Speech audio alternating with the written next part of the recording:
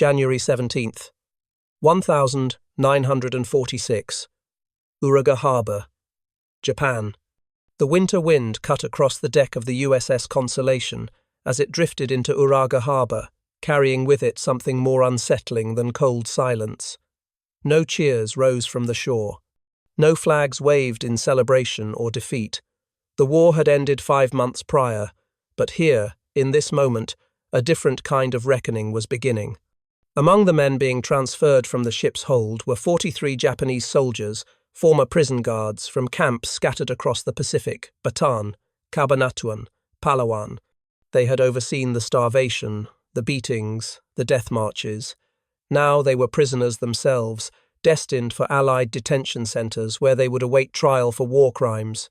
But what awaited them first was something none of them had anticipated. 3 meals a day, coffee in the morning, and bread still warm from the oven. One man, Sergeant Hiroshi Tanaka, stood near the gangway, wrists bound loosely with rope, watching American sailors move about the deck with a casual efficiency that seemed almost lazy compared to the rigid discipline of the Imperial Army. He had not eaten a full meal in 2 weeks. His uniform hung from his frame like a shroud.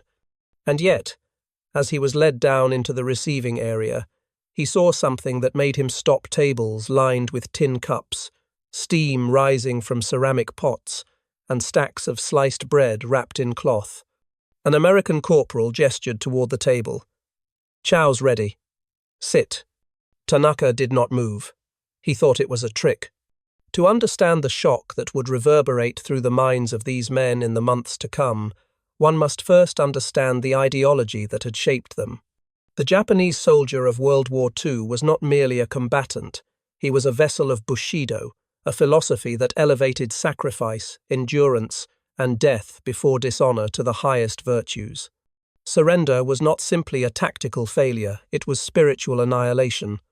The Imperial Army's Senjin-kun, the military field code issued in 1941, explicitly stated, "Do not suffer the shame of being taken alive." To be captured was to become less than human, and if Japanese soldiers believed this of themselves, they extended that belief to their enemies. When American and Filipino forces surrendered at Bataan in April 1942, the Japanese commanders saw not men, but shadows deserving of nothing, owed nothing. The infamous Bataan death march that followed killed an estimated 10,000 prisoners, not through deliberate execution alone, but through systematic neglect. No food, no water, no rest.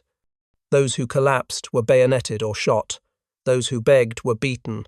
Survival was not a right, it was an accident. In the camps that followed Cabanatuan, O'Donnell, Davao rations were calculated not for sustenance, but for slow erosion. A typical daily allotment consisted of a cup of rice mixed with weevils, perhaps a spoonful of vegetable matter, sometimes nothing at all. The Japanese guards who administered these camps were not all sadists, though many were. Most were simply men trained to see captivity as the ultimate disgrace and to treat the disgraced accordingly. They had been told that Americans were soft, decadent, dependent on luxury. Starvation, they believed, was merely the natural correction of that weakness. But now the script had flipped, and in the reversal, something unexpected began to surface, not revenge, but a kind of cognitive dissonance that would haunt these men long after the war crimes tribunals ended. The detention center at Yokohama was not what Hiroshi Tanaka expected. He had imagined something approximating the camps he had once supervised: barbed wire, mud, disease, silence broken only by orders, and the occasional scream. Instead, he found barracks with wooden floors, latrines that drained properly, and a mess hall where American soldiers ate alongside their prisoners, separated only by a low partition. The food was the same on both sides. Every morning at 0600 hours, the guards brewed coffee in large steel urns. The smell alone was disorienting. Coffee had been a luxury in Japan even before the war. By 1945, it had disappeared entirely, replaced by roasted barley or acorn powder. But here it flowed freely, hot and bitter, poured into tin cups without ceremony, and alongside it, bread. Not the dense grey bricks of military hardtack, but soft white loaves baked daily in the camp kitchen, still faintly sweet, sometimes served with margarine or jam. Tanaka took his first bite on the third morning. He had resisted out of suspicion, then pride, then finally hunger. The texture was alien, too soft, almost spongy, but it filled his stomach in a way rice never had. He looked around the mess hall at the other Japanese prisoners. Some ate in silence, heads down. Others wept quietly, though whether from relief or shame, Tanaka could not tell. One former guard, a man named Kenji Yamada, had overseen the punishment barracks at Cabanatuan. He once ordered a prisoner to stand in the sun for 8 hours without water for the crime of stealing a handful of rice. The man died of heat stroke. Now Yamada sat at a long table in Yokohama, a slice of bread in one hand, a cup of coffee in the other, staring at nothing. When an American guard walked past and asked if he needed more, Yamada flinched as if struck. "Why?" he whispered in broken English. "Why you feed us?" The guard, a young corporal from Iowa, shrugged. "Geneva Convention, pal. And besides, you're people, ain't you?" Yamada did not respond. He could not. The logic was incomprehensible. The Geneva Conventions of 1929 outlined specific protections for prisoners of war: adequate food, medical care, shelter, and humane treatment. The United States, as a signatory, was legally bound to uphold these standards, even for enemy combatants accused of atrocities. But beyond legal obligation, there was a deeper cultural assumption at play, one rooted not in mercy, but in abundance. America in 1946 was the world's foremost industrial power, its fields unscathed by war, its factories humming at full capacity. Food was not scarce, it was surplus. To withhold it would have required more effort than to provide it. But for the Japanese guards, this abundance was incomprehensible. Japan's wartime economy had been one of scarcity from the outset. Rationing began in 1940 and tightened every year thereafter. By 1945, the average civilian caloric intake had dropped to 1,680 calories per day, barely enough to sustain basic function. Soldiers fared little better. The Imperial Army's supply lines were notoriously fragile, and frontline troops often survived on what they could forage. In the Philippines, Japanese soldiers resorted to eating roots, insects, even their own fallen comrades. The idea that an enemy nation could feed its prisoners better than it fed its own soldiers seemed like propaganda. Yet here was the evidence, steaming in a tin cup. The coffee became a symbol, not of kindness, but of capacity. Every morning, as Tanaka watched the American cooks haul 50-pound sacks of beans from the supply depot, he began to understand something that no amount of battlefield reports or propaganda broadcasts had conveyed. America's strength was not in its soldiers, but in its ability to sustain them endlessly. The Japanese Empire had sent its men to fight with the expectation that they would endure hunger, cold, and death without complaint. The Americans sent their men with the expectation that they would eat breakfast. There were, of course, moments of cruelty in the Allied camps, not systemic, but sporadic, born of anger, grief, or the simple human desire for retribution. At Guam, a group of American guards forced Japanese prisoners to dig graves for the bodies of Marines killed at Iwo Jima. At the Philippines detention center in Manila, a prisoner who refused to work was placed in solitary confinement for 2 weeks. These incidents were documented, investigated, and in some cases, punished. But they were exceptions, not policy. What struck the Japanese prisoners most was not the absence of cruelty, but its inconsistency. In the camps they had run, punishment was ritual. It followed rules, even if those rules were brutal. Here, punishment was arbitrary, and so was kindness. An American guard might share a cigarette one day and strike a man the next, depending on mood, circumstance, or nothing at all. This unpredictability was, in its own way, more unsettling than systematic abuse. It suggested that the Americans did not see them as enemies in the ideological sense, just men, flawed and changeable, like themselves. Hiroshi Tanaka struggled with this realization. He had been taught that Americans were weak because they valued comfort, that their democracy made them soft and indecisive. But the men he saw now did not seem soft.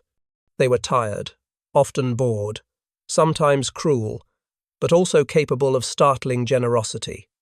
A medic who treated his infected foot did so with the same care he would give an American soldier.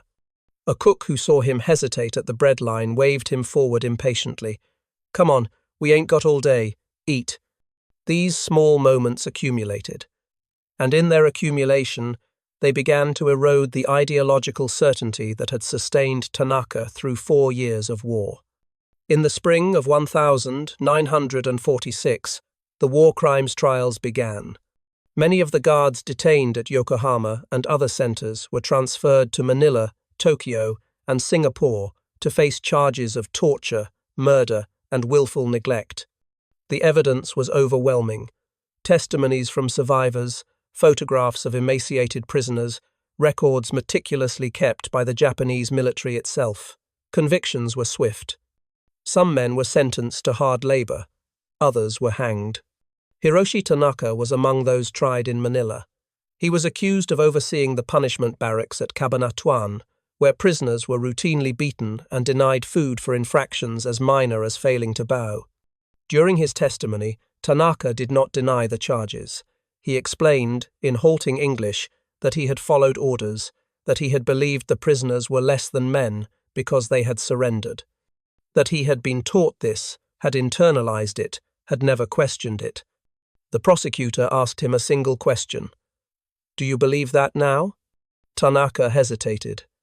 He thought of the bread, the coffee, the American medic who had treated his foot without asking his name. He thought of the guards who joked with each other in the mess hall, who played cards during breaks, who seemed utterly unburdened by ideology. He thought of the contrast between what he had been taught and what he had seen. "No," he said finally, "I do not believe that now." He was sentenced to 15 years of hard labor. He served 11. The psychological impact of captivity on Japanese guards has been little studied, overshadowed by the far greater suffering of Allied prisoners. But the few accounts that exist reveal a common pattern: disorientation, shame, and a slow, painful reassessment of identity. For men raised to equate surrender with extinction, survival itself became a source of guilt, and for those who had administered cruelty under the belief that it was justified, exposure to an enemy who operated under different assumptions, who fed, healed, and sometimes even forgave, created a cognitive rupture that many never fully reconciled. Some, like Kenji Yamada, committed suicide years after their release, unable to integrate what they had done with what they had learned. Others, like Tanaka, lived with the contradiction, carrying it quietly until death. In interviews conducted decades later, several former guards spoke of the bread and coffee not as symbols of American generosity, but as proof of their own failure. They had believed that deprivation was strength, that endurance without complaint was the highest virtue. But in the camps where they were held, they saw that abundance, not scarcity, was the foundation of power. And they understood, perhaps for the first time, that the war had been lost long before the bombs fell. There is an old Japanese proverb, "The nail that sticks out gets hammered down." It speaks to the value of conformity, of collective endurance, of sacrifice for the whole. But in the American camps, the Japanese prisoners encountered a different philosophy, one they had no language for. Individualism was not weakness, comfort was not decadence, and mercy, extended even to those who had shown none, was not naivety, it was policy, rooted in a belief that certain standards applied universally, regardless of reciprocity. This was the true shock. Not the bread or the coffee, but what they represented. A worldview in which human dignity was not contingent on honor, victory, or obedience. It was assumed, baseline, non-negotiable. And for men who had spent years denying that dignity to others who had been trained to see surrender as the ultimate forfeiture of humanity, this assumption was as destabilizing as any battlefield defeat. By 1952, Most of the Japanese guards held in Allied detention centers had been released or repatriated. They returned to a Japan that had itself undergone a transformation. The emperor had renounced his divinity. The military had been disbanded. The new constitution, drafted under American oversight, declared that the nation would never again wage war.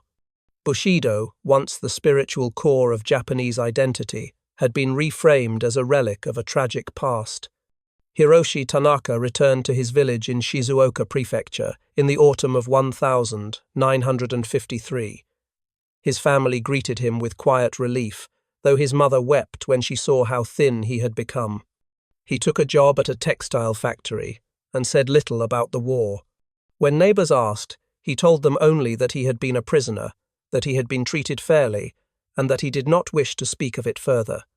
But at night, alone, he sometimes thought about the mess hall at Yokohama, the smell of coffee, the softness of the bread, the American corporal who had asked casually if he needed more, as if it were the simplest question in the world.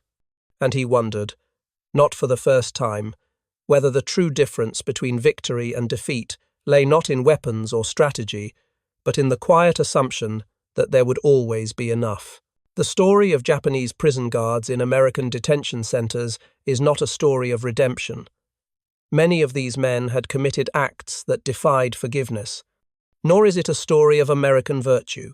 The camps were not utopias, and the treatment of prisoners, though generally humane, was motivated as much by pragmatism and propaganda as by moral principle.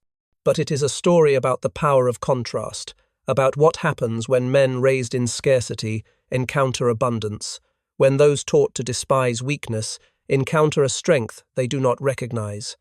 In the decades since, historians have debated the efficacy of the Geneva Conventions, the ethics of trying low-ranking soldiers for systemic crimes, and the psychological toll of captivity on both captors and captives.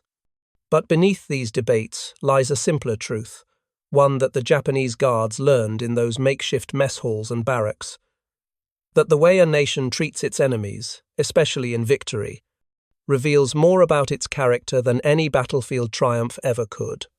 The bread was just bread, the coffee was just coffee, but together they became a measure of ideology, a daily reminder that abundance, freely given, could be as devastating to the spirit as any deprivation. And for the men who once believed that cruelty was discipline and starvation was strength, that realization was the hardest blow of all. Epilogue. Wars end, empires fall, ideologies crumble under the weight of their own contradictions. But the small things endure: the smell of coffee in the morning, the warmth of bread in a cold hand, the question asked without malice, "Do you need more?" These are not the grand symbols we build monuments to. They do not inspire songs or speeches. But they are, perhaps, the truest measures of what we mean when we speak of civilization, not the capacity to destroy, but the capacity to sustain. Not the will to dominate, but the will to share, even with those who have shared nothing in return. The Japanese guards who sat in those mess halls, bewildered and ashamed, learned a lesson their training had never prepared them for, that freedom is not the absence of constraint, but the presence of enough. Enough food, enough mercy, enough faith in the idea that even enemies are human, and that humanity, once acknowledged, demands a certain baseline of care. In the end, the war was not won by the men who fought hardest, but by the nation that could afford to fight and still have something left over. And that surplus, measured in tons of grain, gallons of coffee, loaves of bread baked fresh each morning, became the foundation not just of victory, but of a kind of peace that no treaty alone could guarantee. The nail that sticks out may get hammered down, but in the world that emerged from the ashes of 1945, there was enough space and enough bread for even the nails to stand.